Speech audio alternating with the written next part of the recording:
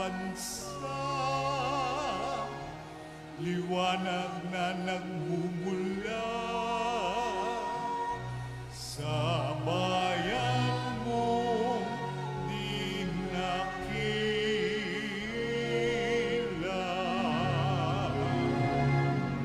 Hallelujah, hallelujah.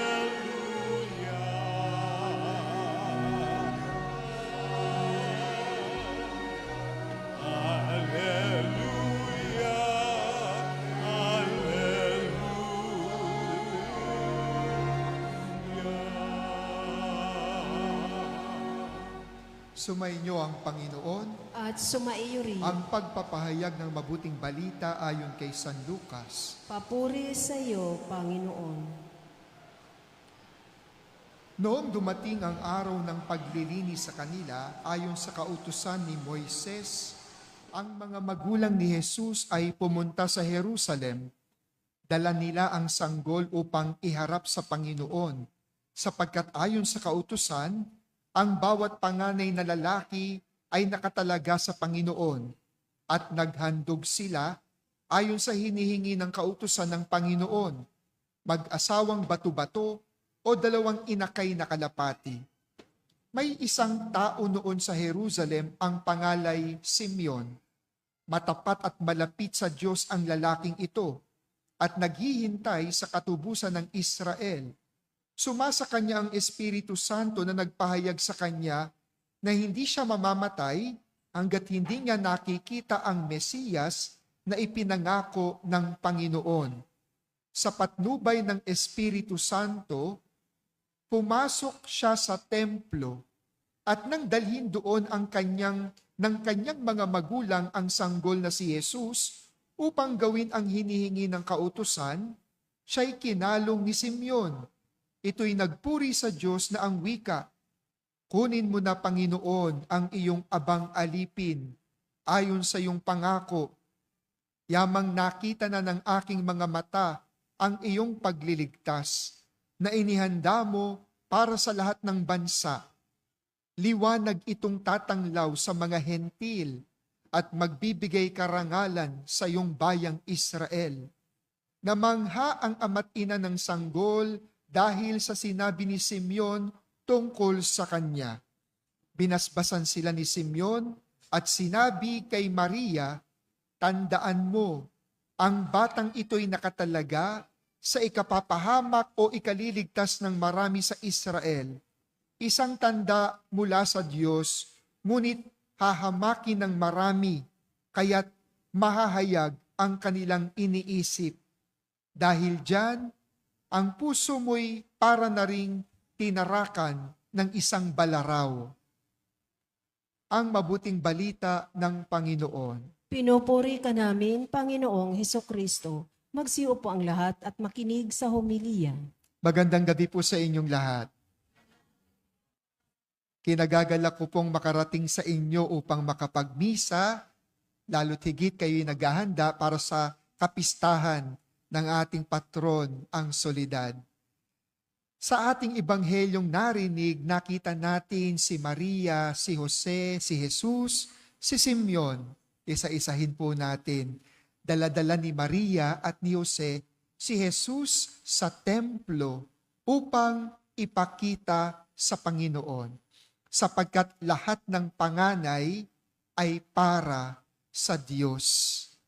Kaya ito ang kanilang ginagawa. Inilalapit ang kanilang anak sa Panginoon, isinusuko ang kanilang anak sa Panginoon. Nakakatuwa po dito sa inyong parokya sapagkat kalahati ng nagsisimba mga bata. At dito natin makikita buhay na buhay ang ating parokya. Sapagkat sa ibang simbahan, ayaw magdala ng matanda ng bata. Bakit? Magulo daw, maglalaro lang. Kaya sabi, wag na lang isama kasi maingay, magulo. Pero tama na ang bata dapat isinasama. Alam niyo kung bakit? Sapagkat natutunan ng mga bata ang disposisyon. Pag sila nasa loob ng simbahan, alam nila ibang lugar ito, hindi ito palaruan, bahay ito ng Diyos. Kaya naman tingnan ninyo, ang tatahimik ng mga bata dito. Talagang nagsisimba, no? Bakit? Pamilyar sila sa lugar sapagkat palagi silang naandi dito. Yung batang magulo, sapagkat di sila sinama ng mga magulang nila sa simbahan, hindi pamilyar sa lugar, kaya hindi niya alam na simbahan yon o palaruan. Si Jesus nga, dinala ng kanyang mga magulang palapit sa Diyos, sinama papunta sa templo. Magandang paalaala na responsibilidad ng mga magulang, lalo't higit ng mga nakatatanda. Kasi kung titingnan ko itong mga batang ito, mawari-wari ang nagdala dito, lolo't lola mga lola't higit ang nagdala sa kanila, kaya naandi dito sila. Pero maganda iyon sapagkat may nagmamatanda sa mga bata na nag-aakay na malapit sila sa Panginoon. Sapagkat ang malapit sa Diyos, pinupuno ng grasya. Ang malayo sa Diyos, malapit din sa disgrasya. Kaya yun. Kaya yung sinasabi ng iba na ayoko pong isama, magulo lang. Abay, kakainin ninyo ang salitang iyan sapagkat pag tumanda yung mga hindi nyo nilapit sa Diyos, manggugulo ng buhay ninyo. Kaya't maganda habang bata, inilalapit natin sila sa ating Panginoon.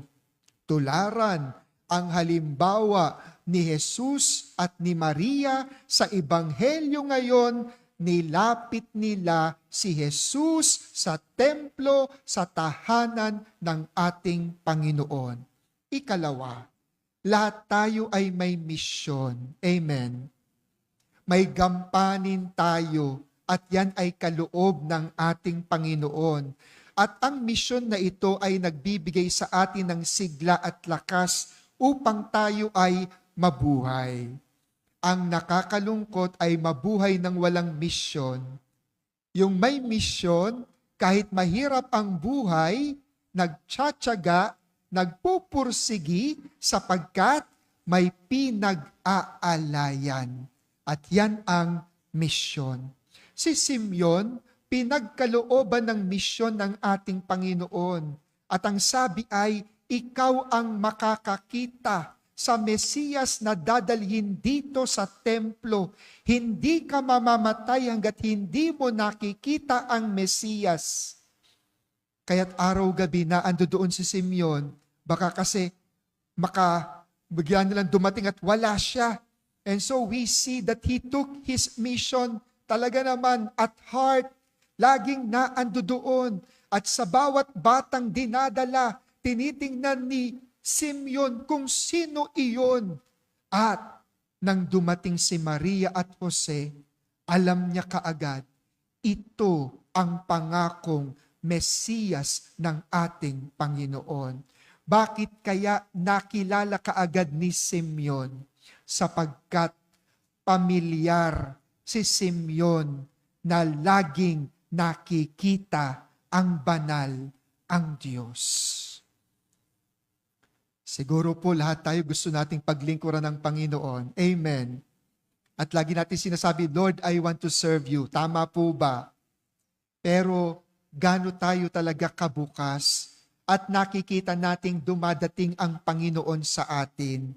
Sasabihin natin, bukas ang tahanan ko para sa Panginoon. Hindi pwede ang mangungutang.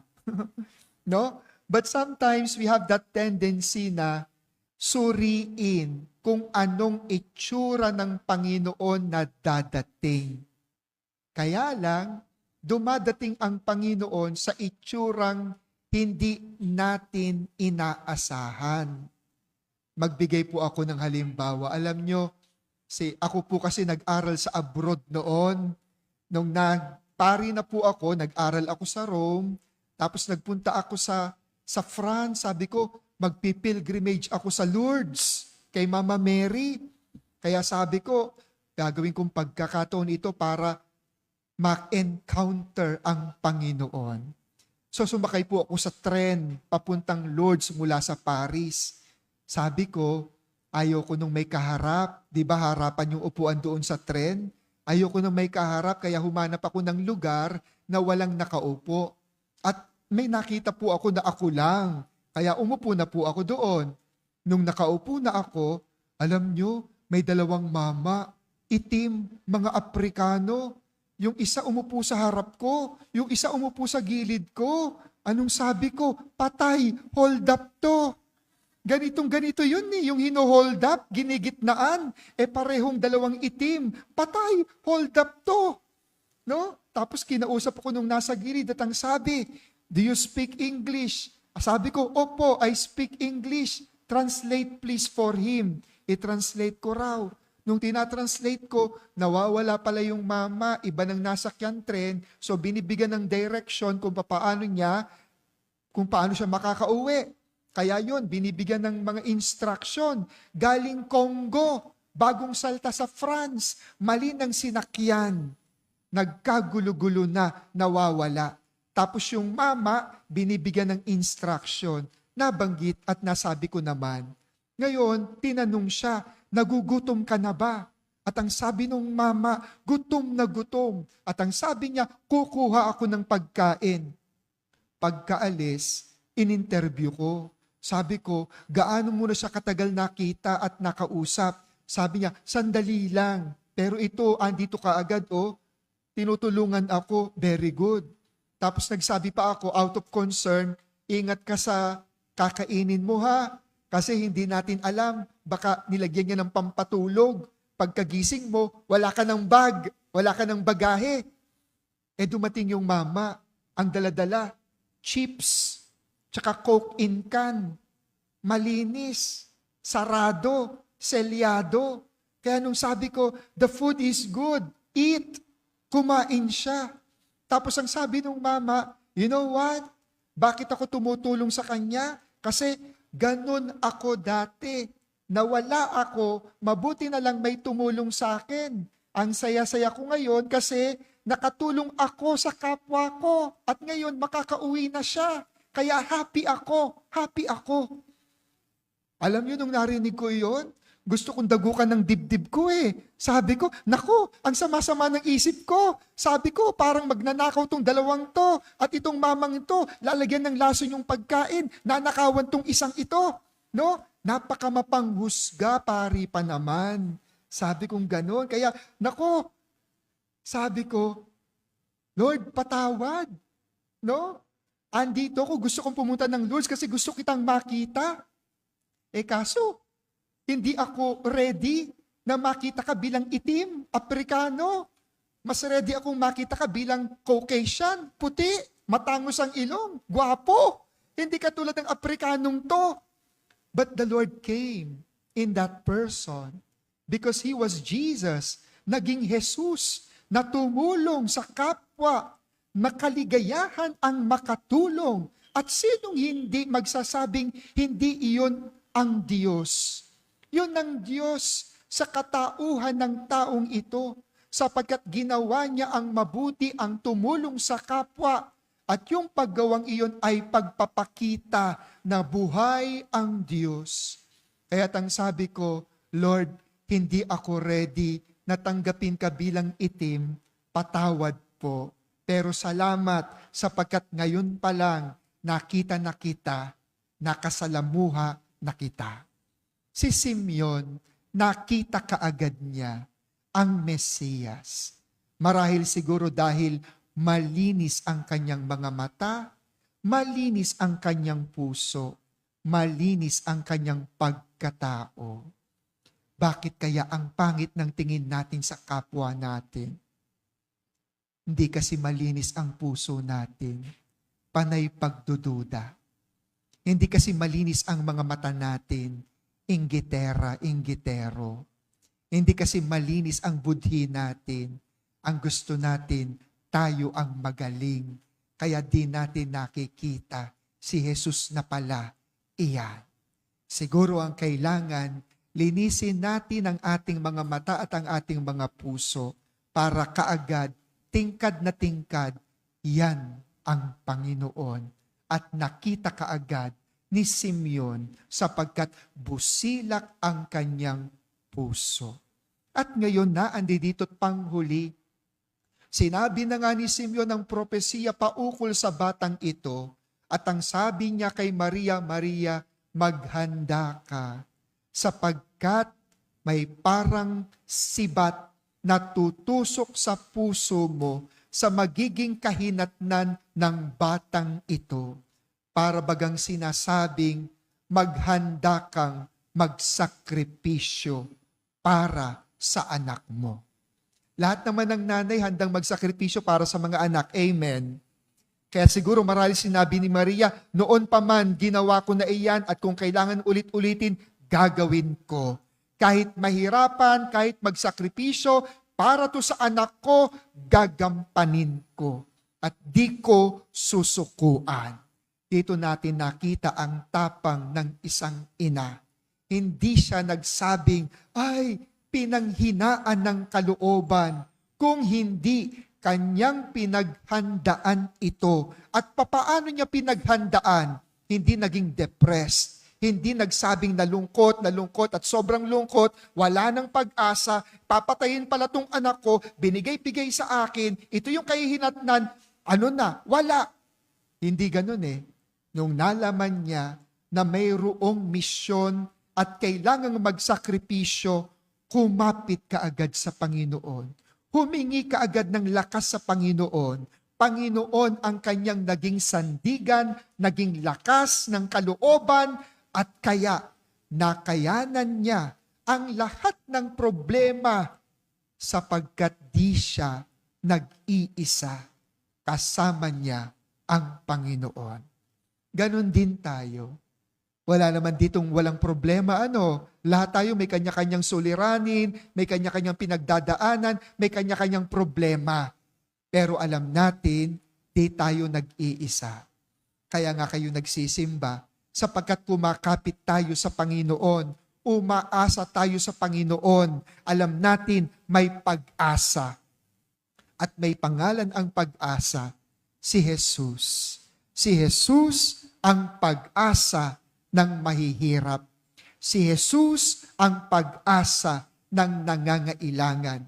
Gano man kahirap, kakayanin sapagkat di tayo pababayaan ng Diyos.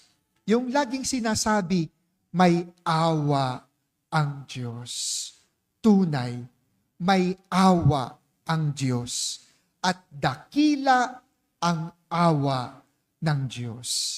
Kaya tayong lumalapit sa ating mahal na ina, pinakikinggan niya tayo at sinasabi niya sa atin, sige lang, lapit lang, pinagdaanan ko rin yan at papakita ko sa inyo na mapagtatagumpayan yan sa mga taong marunong manalig sa Diyos.